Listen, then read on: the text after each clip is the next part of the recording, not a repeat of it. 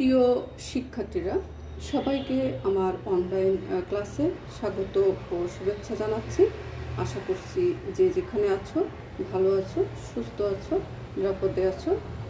আজকে আমি অনার্স তৃতীয় বর্ষের শিক্ষার্থীদের সাথে কথা বলছি।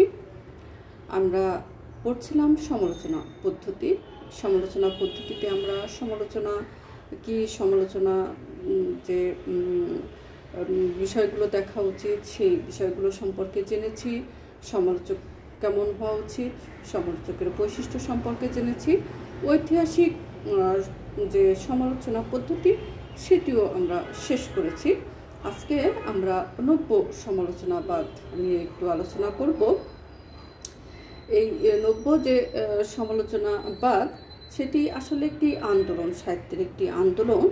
এই সাহিত্যের এই আন্দোলন কোন কাজ, সাহিত্যের কোন কাজ কিভাবে একটি স্বনির্ভর বা স্বরেফারেন্সিয়াল হিসাবে কাজ করবে তা আবিষ্কার করার জন্য এই পাঠকের সাথে যে ঘনিষ্ঠ হওয়ার ব্যাপারটি সেটি জোর দেয়। তাহলে আমরা প্রথমে জানতে পারছি কি, প্রথমে আমরা যে জিনিসটি জানতে পারছি যে এইটি সাহিত্যের একটি আন্দোলন এবং সাহিত্যের কোন কাজ কিভাবে একটি স্বনির্ভর স্বরেফারেন্সিয়াল বা নান্দনিক হওয়ার জন্য এই যে পাঠকের যে ভূমিকা বা পাঠকের সাথে যে ঘনিষ্ঠ হওয়ার যে বিষয় সেটির উপরে আসলে জোর দিয়েছিল। এটি মূলত বিষয়। তাছাড়া আমরা আরেকটু কিছু দেখব। মূলত এই যে নব্য সমালোচনাবাদ 20 শতকের 3 দশকে সমালোচনা তত্ত্বের নতুন দিগন্ত খুলে দিয়েছিল। কোথায় খুলে দিয়েছিল? আমরা প্রথম যে সময়টি সেটি জানলাম 20 শতকের 3 দশকে এটি আমরা জানলাম। নতুন দিগন্ত খুলে দিয়েছিল ইংল্যান্ডের নিওগ্রোটিক বা নব্য সমালোচকেরা। নতুন দিগন্ত খুলে দিয়েছিল কারা? নব্য সমালোচকেরা। এটি হচ্ছে 20 শতকের 3 দশকে। এই সমালোচনা ধারায় অন্যতম প্রবক্তা ছিলেন রিচার্ড এলিয়ট, যার পুরো নাম আইভর আর্মস্ট্রং রিচার্ডস, এবং আরেকজন আমরা দেখেছিলাম, কিন্তু আরও যে সমালোচনার অন্যতম প্রবক্তা ছিলেন রিচার্ডস। এছাড়া আরও যারা ছিলেন এই এলিয়ট, কোরোড্যানসাম, উইনজার্ট, এরা বহুতাত্ত্বিকেরা এর সাথে এই আলোচনার সাথে যুক্ত ছিল। যদিও তাদের ভিতরে অন্যতম ছিলেন রিচার্ডস বা আইভর আর্মস্ট্রং রিচার্ডস। নামটি মনে রাখবে যে উনি অন্যতম ছিলেন। তারপরে আমরা যেটি দেখতে পাই যে ইংল্যান্ডের রিচার্ডস, তার ফুল নামটি আমরা বলেছি আইভর আর্মস্ট্রং রিচার্ডস, ও এলিয়টের সাহিত্য আলোচনাকে নতুন সমালোচনা বলে অভিহিত করা হয়। যে রিচার্ডস এবং এলিয়ট যে সমালোচনাকে মানে সাহিত্য সমালোচনা করেন সেটি আসলে মূলত, বা এর আগে যাদের নাম বললাম উইনজার্ট, র্যানসম, এদের যে আলোচনা সেটি আসলে নতুন সমালোচনা নামে পরিচিত ছিল। অগডেনের সাথে, অগডেনের পুরো নাম মূলত চার্লস কি অগডেন। এই চার্লস কি অগডেন, এই অগডেনের সাথে মূলত রিচার্ডসের যে বই দ্য মিনিং অফ মিনিং এককভাবে আরও এককভাবে রিচার্ডের যে বই প্রিন্সিপালস অফ লিটারেরি ক্রিটিসিজম এবং প্র্যাকটিক্যাল ক্রিটিসিজম, তারপরে স্টাডি অফ লিটারেরি জাজমেন্ট, এই যে বইগুলোর ভিতর থেকে আমরা এই নব্য সমালোচকদের গড়ে উঠেছিল এক পর্যায়। এদের সাথে আসলে অন্য যারা ফর্মালিস্ট ছিলেন তাদের তেমন কোনো প্রত্যক্ষ যোগাযোগ ছিল না। প্রত্যক্ষ যোগাযোগ না থাকলেও আমরা দেখি যে একটি আন্দোলনের সাথে আরেকটি আন্দোলনের সবসময় কি হয়, পরোক্ষ যোগাযোগ কিন্তু হয়। কারণ আমরা যখন অন্যান্য জিনিস পড়েছি, যে মার্ক্সবাদ বলি বা ন্যাচারালিজমই বলি, যে বাদগুলোই পড়ি, প্রত্যেকটি দেখি আমরা কি যে একটি শেষ হয় আরেকটি শুরু হয় বা পাশাপাশি সমান্তরাল চলে। কিন্তু এমনিতে যে সমাজ ব্যবস্থা এটি থেকেও কিন্তু কোনো কিছুই একদমই মুছে যায় না বা শেষ হয়ে যায় না সহজে, আবার নতুন করে হুট করেও কিন্তু কোনো কিছু শুরু হয়ে যায় না। এটি একটি কথা আছে, আমি আগেও ক্লাসে বলেছি যে প্রত্যেক যে সমাজ ব্যবস্থা যেটি চলে সেটির ভিতরে কি থাকে, অতীত দিনের রেশ এবং আগামী দিনের ভ্রূণ থাকে। এই যে অতীত দিনের রেশ এবং আগামী দিনের ভ্রূণ থাকে সমাজ ব্যবস্থায়। আর সমাজ ব্যবস্থার সমস্ত কিছুই কিন্তু আসলে কি বিভিন্ন অংশে দেখা যায়, বিভিন্ন মানুষের মাধ্যমে, ব্যক্তির মাধ্যমে সাহিত্যে কি হয়, প্রতিফলিত হয়। সো এটি কিন্তু একদম আলাদা করারও কোনো সুযোগ নেই। এই যে এই অন্য যারা এই সমালোচনা অন্যান্য যে পদ্ধতিগুলো ছিল তার সাথে যদিও প্রত্যক্ষ যোগাযোগের কথা বলা হচ্ছে যে নেই, কিন্তু তারপরেও মতাদর্শগতভাবে অনেক মিল ছিল। কি মিল ছিল সেটি আমরা একটু দেখি। যেমন এরাও সাহিত্যকে দেখতে চেয়েছেন স্বয়ংসম্পূর্ণ এক মাধ্যম হিসেবে। অন্যান্য পদ্ধতিও কিন্তু দেখতে চেয়েছেন কি যে সাহিত্যকে যে স্বয়ংসম্পূর্ণ মাধ্যম হিসাবে দেখতে চেয়েছে। এদের মতবাদেও বা রচনার সংগঠন বা তার উপাদানসমূহের পারস্পরিক সম্পর্ক প্রাধান্য পেয়েছে। এই নব্য যারা সমালোচিত তার যে মতবাদ, এই মতবাদের রচনার সংগঠন এবং রচনার সংগঠনের যে আমরা যে উপাদানগুলো পাই সেই পারস্পরিক যে উপাদান সে বা সম্পর্ক, পারস্পরিক উপাদানসমূহের যে পারস্পরিক সম্পর্ক সেগুলো প্রাধান্য পেয়েছে। আমরা মিলগুলো দেখছি। এক হলো স্বয়ংসম্পূর্ণ মাধ্যম হিসাবে দেখতে চেয়েছে, আরেকটি যেটি দেখতে চেয়েছে কি হিসাবে, যে রচনার সংগঠন এবং উপাদানসমূহের পারস্পরিক সম্পর্ক প্রাধান্য দেওয়া হয়েছে। এবং বস্তুত লেখক এবং তার ঐতিহাসিক যে পরিপ্রেক্ষিত থেকে নিরপেক্ষ থেকে রচনা বিশ্লেষণ করার মানসিকতা, নব্য সমালোচকদের সাথে যে আগে যারা এই সমালোচক ছিলেন তাদের সাথেও আমরা মিল দেখতে পাই। কেন মিল দেখতে পাই, যে সবাই কিন্তু বলেছেন যে যারা সমালোচক হবেন তাদের কি থাকতে হবে, অবশ্যই নিরপেক্ষ হতে হবে। এখানেও আমরা কিন্তু দেখতে পাচ্ছি যে তারাও সেটি চেয়েছেন যে যাতে কি থাকে, নিরপেক্ষ থাকে। এবার এই যে যারা পূর্বের যারা সমালোচক তাদের সাথে নব্য সমালোচকদের যে স্বতন্ত্র যে বৈশিষ্ট্য, সেটি আমরা যে দেখতে পাই। এই স্বতন্ত্র বৈশিষ্ট্যগুলো আসলে কি ছিল সেটি একটি দেখার বিষয়। এই স্বতন্ত্র বৈশিষ্ট্য যেমন মানবিক দৃষ্টিভঙ্গি জনিত, এটি হচ্ছে মানবিক দৃষ্টিভঙ্গি জনিত কারণে যে পার্থক্যটা সেটি আমরা দেখতে পাই। কবি এবং কবিতার শরীরের চেয়ে কবি এবং আগে আমরা দেখছি যে কবির যে জীবন চরিত্র এটা সেটা তার সময়কাল ঐতিহাসিক সমালোচনা যখন করেছি তখন আমরা দেখেছি যে সেগুলো জানার প্রয়োজন, ছন্দ অলঙ্কার বিন্যাস সেগুলো জানার প্রয়োজন। কিন্তু এখানে যেটি আমরা দেখতে পাচ্ছি যে কবি এবং কবিতার শরীরের চেয়ে কবিতার অন্তরঙ্গ পাঠকের অনুভূতি এবং তার মূল্যায়ন এর কাছে অনেক বেশি মূল্যবান। এটি হচ্ছে কবি এবং কবিতার শরীর বলতে ভাষা, শৈলী, তারপরে ছন্দ অলঙ্কার যে বিষয়গুলো, সেটির চেয়ে কি কবিতার অন্তরঙ্গ পাঠ বা পাঠকের অনুভূতি এবং তার মূল্যায়ন এর কাছে অনেক বেশি মূল্যবান। এই প্রিন্সিপালস অফ লিটারারি ক্রিটিসিজমে রিসার্চের উক্তি কিভাবে বলেছেন উনি, criticism as I understand it is the endeavor to discriminate between experiences and to evaluate them. সমালোচনা কি? সমালোচনা হলো বিভিন্ন অভিজ্ঞতার ভেদ নির্ণয় ও তার মূল্যায়ন। সমালোচনা আসলে কি, খালি একটা জিনিস একজন কিভাবে লিখলো এটা লেখকের হয়তো সমালোচনা হলো, পাঠকের অনুভূতির বিভিন্ন পাঠক একটা বই পড়ে বিভিন্ন পাঠক কি ভাবছে সেই বিষয়টা কিন্তু আসলে ফোকাস হচ্ছে কিনা এইটি এই সমালোচনাবাদের যে বিষয়টি সেটি বলছে যে সমালোচনা হলো বিভিন্ন অভিজ্ঞতার ভেদ নির্ণয়। তা বিভিন্ন অভিজ্ঞতা কিভাবে আসবে, একজন লেখক, তো যদি আমরা লেখকের দৃষ্টি কথা যদি বলি, লেখক যদি শুধু লিখে গেল আর পাঠক সেটার উপরেই সমালোচক সেটির উপরেই সমালোচনা করলেন, তা হলো একটি বিষয়। কিন্তু পাঠকের যে বিভিন্ন অনুভূতি, সেই অনুভূতি কিন্তু আমরা জানতে পারছি না। সেজন্য পাঠকের অনুভূতির উপরে এখানে গুরুত্ব দেওয়া হয়েছে। সমালোচনা হলো বিভিন্ন অভিজ্ঞতার ভেদ নির্ণয় ও তার মূল্যায়ন। কাজেই কবিতার ফর্ম নয়, পাঠ প্রক্রিয়ার বিশ্লেষণ এবং পাঠ জনিত অভিজ্ঞতার মূল্যায়নে প্রয়োজনীয় মানদণ্ড নির্ধারণ করাই ছিল নব্য সমালোচকদের কাজ।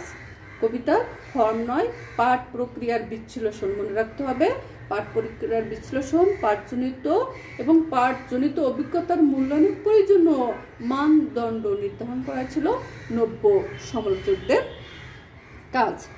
এরপরে আমরা যেটি দেখব যে একটি বলা হয়েছে যে এই একটি সংজ্ঞা দেওয়া হয়েছে এই ইয়ে সম্পর্কে, এই প্রায় এই কি বলবো, এইটার বিষয়ে যে কথা বলা হয়েছে, এই যে সমালোচনা সেটি আসলে কি, সেটির জন্য মূলত এই কথাটি বলা হয়েছে। Princeton encyclopedia of poetry and poetics গ্রন্থে প্রায়োগিক সমালোচনার সংজ্ঞা দিতে গিয়ে বলা হয়েছে, by practical criticism is meant the close study of particular works.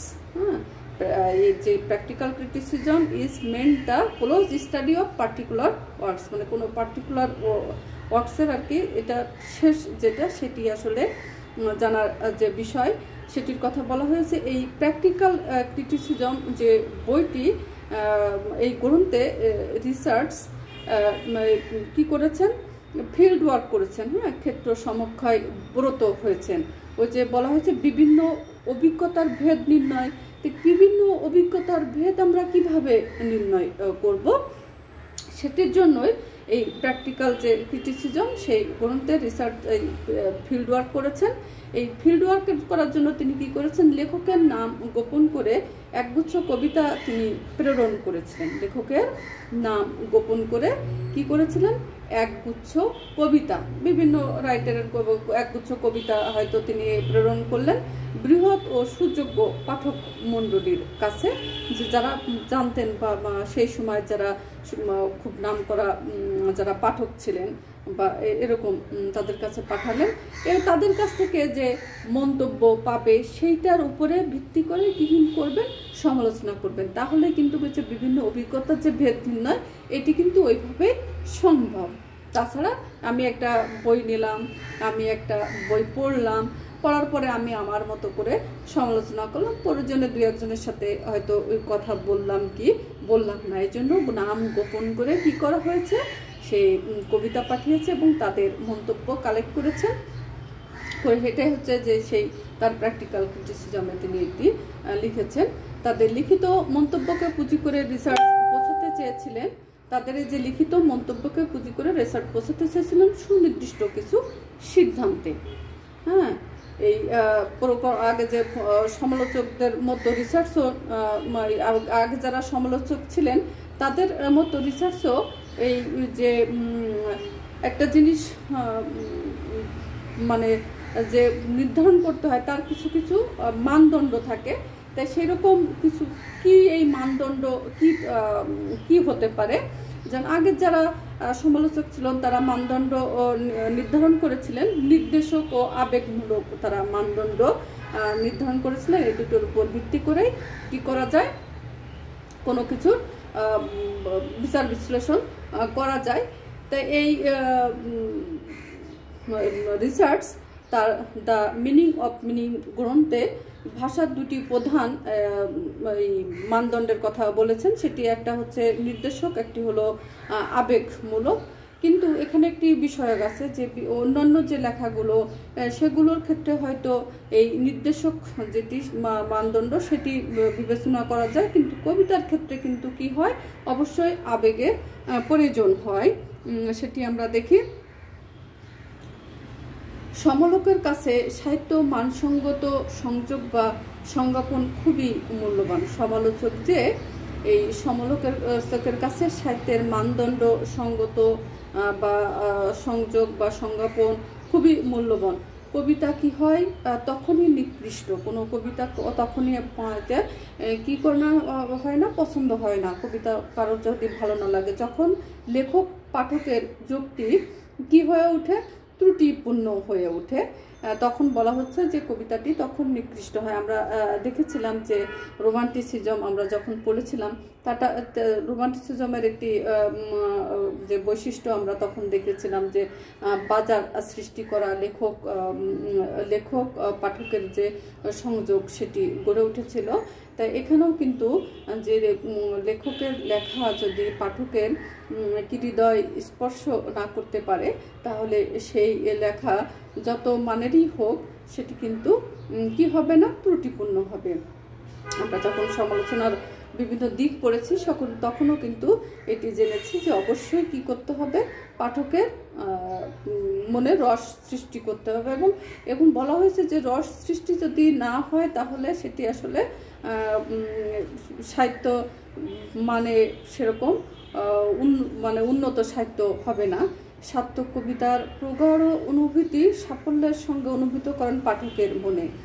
যদি কোনো কবি সার্থক হতে চান, তার যে অনুভূতি সেটি সাফল্যের সঙ্গে কি করেন, অনুভূত করেন পাঠকের মনে। এই যে সাফল্যের সাথে পাঠকের মনে তার যে অনুভূতি সেটি কি করেন, পাঠকের মনে জাগাতে পারেন।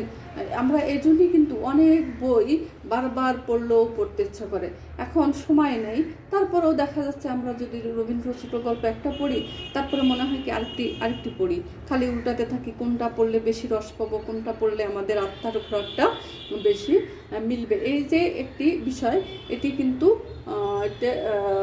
খুবই গুরুত্বপূর্ণ বিষয় যে সার্থক পাঠক কি করতে পারে, অবশ্যই তার লেখা দ্বারা পাঠকের মনকে তৃপ্ত করতে পারে।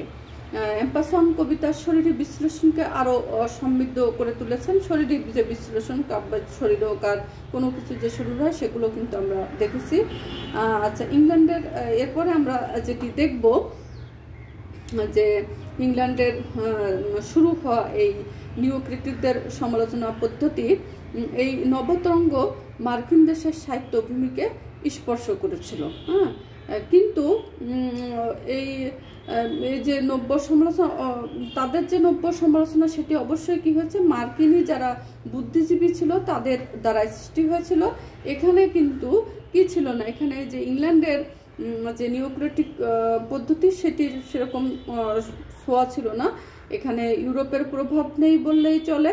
অনেক সমালোচকের মতে এই তাত্ত্বিক সংগঠনের অন্তরালে পরোক্ষভাবে সক্রিয় ছিল এই যে তাত্ত্বিক একটা সমালোচনা, এই সমালোচনার পিছনে পরোক্ষভাবে সক্রিয় ছিল যুক্তরাষ্ট্রের অর্থনৈতিক, রাজনৈতিক ও সামাজিক পরিস্থিতি। সেটি কিন্তু সাহিত্যের মাধ্যমে আসে, কিন্তু সাহিত্য সমালোচনার মাধ্যমেও আমরা কিন্তু দেখতে পাচ্ছি। আরেকটি কথা আমরা গত দিন বলেছিলাম যে ব্যক্তির ব্যক্তিত্ব আর শিল্পীর ব্যক্তিত্ব দুটির ভিতর কিন্তু পার্থক্য আছে।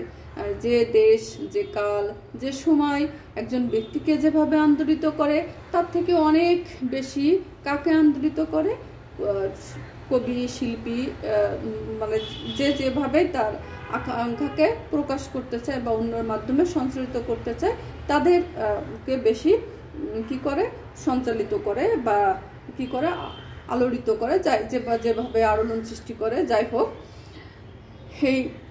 সেরকম এই যে নব্য যে সমালোচনার যে বিষয়, সেটিও যুক্তরাষ্ট্রের অর্থনৈতিক, রাজনৈতিক ও সামাজিক পরিস্থিতিকে আলোড়িত করেছিল।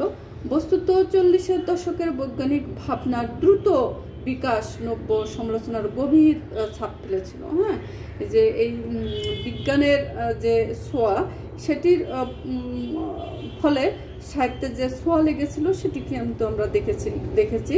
তাই এই 40-এর দশকের যে বৈজ্ঞানিক ভাবনা, প্রযুক্তির আবিষ্কার, প্রযুক্তির ব্যবহার, এগুলোর যে বিষয়, সেগুলো আসলে এই নব্য সমালোচনায় ছাপ ফেলেছিল, সেটু বলা হচ্ছে।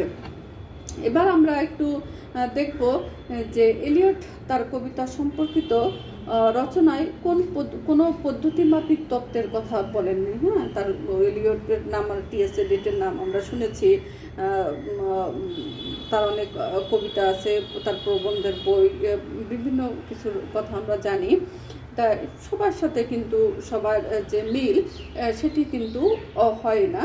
এই রিসার্চ আমরা আই ফর আর্মস্ট্রং রিসার্চ এবং যে টিএস এলিয়টের যে কথা দেখি যে পদ্ধতিমাফিক তথ্যর কথা কে বলেননি, এলিয়ট বলেননি, এবং রিসার্চের যে মত তার থেকে এই এলিয়টের মতের একটু আমরা ভিন্নতা দেখতে পাই। যেমন রিসার্চ বলছেন ভাবোদ্দীপক ভাষার দ্বারা কবিতা হয়। কি হয়? ভাবোদ্দীপক ভাষার দ্বারা কবিতা হয়, অথবা রচয়িতার, এখানে আমরা বলেছি যে পাঠককে বেশি গুরুত্ব দেওয়া হয়, কবিতা বা কবি বা কবিতার শরীরকে নয়, এবং বলছে বিভিন্ন অভিজ্ঞতার ভেদ নির্ণয়ের কথা আমরা জেনেছি। তা আসলে সেই জন্য প্রসঙ্গে আসলে আমরা অনেকবারই বলেছি কবিতা কি, কবিতার কাকে বলে, এরকম পড়েছি। তো এখানে তারপরেও তোমরা হয়তো বলবা যে আবার কবিতার বিষয় আসলো কেন, এই জন্য আমি বললাম যে ভাবোদ্দীপক ভাষার দ্বারা কবিতা হয়, অথবা রচয়িতার অভিজ্ঞতাকে পাঠকের নিকট পৌঁছে দেওয়ার একটি মাধ্যম মাত্র কবিতা। হ্যাঁ, রচয়িতার অভিজ্ঞতাকে পাঠকের নিকট পৌঁছে দেওয়ার একটি মাধ্যম কবিতা। এলিয়টের মতে কবিতা আবেগের কি সংযত রূপায়ণ নয়। এই দুটি কথা আমরা দেখলাম যে কবিতা আসলে কি হতে পারে। হ্যাঁ, কবিতা হচ্ছে ভাবোদ্দীপক ভাষার দ্বারা কবিতা হয়, আরেকটি হচ্ছে অভিজ্ঞতা পাঠকের নিকট পৌঁছে দেওয়ার একটি মাধ্যম হচ্ছে কবিতা। অনেকগুলো মাধ্যম থাকে, সেটি হচ্ছে একটি হচ্ছে কবিতা। কিন্তু এলিয়টের মতে কবিতা আবেগের অসংযত রূপায়ণ নয়, বরং আবেগকে কি করা, আবেগকে অতিক্রম করা, ব্যক্তিত্বের বহিঃপ্রকাশ নয়, বরং ব্যক্তিত্বের উত্তরণ। হ্যাঁ, উত্তরণ বলা হচ্ছে বহিঃপ্রকাশ নয়। ভালো কবিতায় আবেগকে কি করা হয়? বিস্ময়ান্বিত করা হয়। পরোক্ষভাবে আবেগকে প্রকাশ করা হয় বস্তু বর্ণনার মাধ্যমে। কোনো বস্তু বর্ণনার মাধ্যমে আবেগকে প্রকাশ করা হয়। এই বর্ণনা করা হয় পারস্পরিক সমৃদ্ধ বিশিষ্ট শব্দ দ্বারা। কিভাবে বর্ণনা করা হয়? যে আবেগকে বিস্ময়ান্বিত করা হয়, পরোক্ষভাবে কি করা হয়? আবেগকে প্রকাশ করা হয় বস্তু বর্ণনার মাধ্যমে। এই যে বর্ণনা করা হয় সেগুলো আবার পারস্পরিক, আমরা যে ছন্দবদ্ধর কথা বলেছি, হ্যাঁ, সেটু একটা যে বিষয় সেটি তো আছে যে পারস্পরিক সমৃদ্ধ ভাষা হতে হবে। তারপরে ভালো কবিতা একই সঙ্গে চিন্তার সাথেও সংশ্লিষ্ট। ভালো কবিতা একই সঙ্গে কি চিন্তার সাথে, তার মানে কি তার মধ্যে বুদ্ধিদীপ্তের যে বিষয় সেটিও থাকে। এলিয়ট বিশেষত ওইসব ইংরেজ কবিদের পছন্দ করতেন না যারা জ্ঞানকে মিলিয়েছেন। হ্যাঁ, ভালো কবিতার সাথে সঙ্গে চিন্তার সংশ্লিষ্ট থাকেও পছন্দ করতেন। হ্যাঁ, এলিয়ট পছন্দ করতেন কারণ যারা জ্ঞানকেও মিলিয়েছেন অনুভূতিশীলতার সাথে। এই অনুভূতির সাথে যারা জ্ঞানকে মিলাতে পেরেছেন তাদেরকে এলিয়ট কি করতেন? পছন্দ করতেন। তারপরে আমরা যেটি দেখি, নব্য যারা সমালোচক ছিলেন তারা কিন্তু অনেক বেশি কি ছিলেন? নির্দিষ্ট এবং নিয়ম মাফিক। হ্যাঁ, ছিলেন নির্দিষ্ট, যেহেতু অনেক পরে হয়েছে সেজন্য অনেক বেশি অর্গানাইজড ছিলেন। তারা কি করতেন? তারা এই যে সাহিত্যকর্ম সম্পর্কে, সাহিত্যকর্ম রচয়িতা পাঠকের যে সম্পর্ক, এই পাঠকের সম্পর্ক খুঁজতে মানে বিষয় যে তত্ত্ব তৈরি করেছেন সেটি খুব কিভাবে খুব নিয়ম মাফিক করেছেন। হ্যাঁ, সাহিত্যকর্ম সম্পর্কে এবং সাহিত্যকর্ম রচয়িতা যে রচয়িতা পাঠকের সম্পর্ক, সাহিত্যকর্ম রচয়িতা এবং পাঠকের সম্পর্ক, আসলে সাহিত্যকর্মের সম্পর্কে এবং সাহিত্যকর্ম রচয়িতা এবং পাঠকের সম্পর্ক বিষয়ে যে তত্ত্ব সেটি খুব নির্দিষ্ট এবং রুটিন মাফিক করেছেন। এই যে একটা বিষয় আমরা দেখি যে অসিত কুমারের নাম এখানে এসেছে, আমরা অবশ্যই দেখব যে অসিত কুমার বন্দ্যোপাধ্যায়, ডক্টর অসিত কুমার যে বন্দ্যোপাধ্যায়, ওনার একটি কথা আছে যে অবশ্যই কালে নব্য সমালোচনা নামে এক নতুন ধরনের সাহিত্য বিচার পদ্ধতি পাঠক মহলে আলোড়ন সৃষ্টি করেছে। এটা আমরা দেখি যে পাঠক মহলে কি করেছে, আলোড়ন সৃষ্টি করেছে। এই পাঠক মহলে তো নতুন কিছু সৃষ্টি হলে আলোড়ন সৃষ্টি করবে, এটি খুবই স্বাভাবিক বিষয়। 1941 সালে প্রকাশিত জন র্যানসন তার বই দ্য নিউ ক্রিটিসিজম সেটি এই গ্রন্থটি প্রচার করে। তাতে সর্বপ্রথম এই সমালোচনার কি পাওয়া যায়, যত কিঞ্চিত পরিচয় পাওয়া যায়। অবশ্য খুব ভাষা রকমের ভাবে যে পরিচয় সেটি পাওয়া যায়। শব্দের খুঁটিনাটি বিচার এবং কবিতা পংক্তির নিবিড় পাঠের উপর বিশেষ গুরুত্ব দেওয়া হয়েছে। এখানে যেটি বলা হচ্ছে যে শব্দের খুঁটিনাটি বিচার এবং কবিতার পংক্তির নিবিড় পাঠের উপর বিশেষ গুরুত্ব দেওয়া হয়েছে। আর তত্ত্বের উপর আমরা যেটি বলেছিলাম যে ফর্মের গুরুত্ব কম দেওয়া হয়েছে, তত্ত্বের উপর মানে এই তত্ত্বটির উপরেও গুরুত্ব হ্রাস করা হয়েছে। এই অভিমত কবিতার উপর তার তাৎপর্য খুঁজতে চায়। এই যে অভিমত, এই মানে যে সমালোচনা, সেটি আসলে কি চায়? এই সমালোচনাটি মূলত চায় কবিতার উপর তার যে তাৎপর্য, কবিতার তাৎপর্য সেটি খুঁজে বের করতে চায়। এখন কবিতার তাৎপর্য মানে যে লেখক, তার তাৎপর্য সে হয়তো একভাবে লিখলো, তার যে তাৎপর্য সেটি কিন্তু একরকম। আবার পাঠক তার যে তাৎপর্য সেটা সব সময় যে কবি যেভাবে যেটা অনুভব করেছেন সেটি কিন্তু নাও মিলতে পারে। আবার কখনো কখনো ধারণাটি একরকম হতেও পারে। সেরকম যদি হয় তাহলে খুবই ভালো বিষয়। তা সেখানে আমরা দেখি যে ওরকম কবিতা যারা পাঠ করে তাদের উপরে আসলে তাৎপর্য খুঁজতে চায়। আমরা কিন্তু আগেও দেখেছি যে কিভাবে তাৎপর্য খোঁজার জন্য রিসার্চ কি করেছেন, যে কবিদের নাম গোপন করেছেন, করে তারপরে সে এই যে প্র্যাকটিক্যাল যে ক্রিটিসিজম মানে সেই বইটি লেখার জন্য সে আসলে এই পাঠকদের কাছে নাম গোপন করে কবিতা পাঠিয়েছেন এবং তাদের লিখিত মন্তব্য নিয়েছেন এবং সেখান থেকে নেওয়ার পরে একটি সিদ্ধান্ত উপনীত হওয়ার চেষ্টা করেছেন।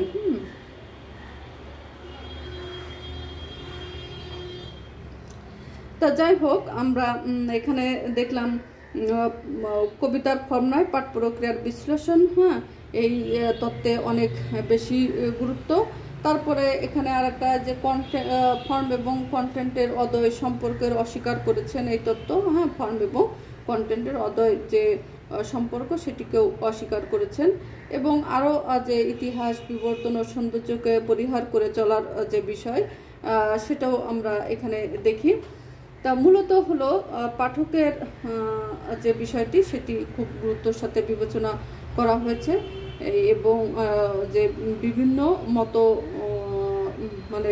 মত অভিজ্ঞতার যে ভেদ নির্ণয়, সেই ভেদ নির্ণয়টা আসলে কিভাবে করা যায় আমরাও কিন্তু এখন একটু শিখতে পারলাম যে কিভাবে আসলে ভেদ নির্ণয় করা যায়। আমরা যদি নাম দিয়ে কোনো কবির কবিতা কারোর কাছে দেই, হয়তো নামের খাতিরে অনেক সময় পক্ষপাতিত্ব আসতে পারে, কিন্তু যখন নাম গোপন করে দেই আমরা যদি না জানি তাহলে তো আসলে নাম না জানলে তো এই পক্ষপাতটা আসে না।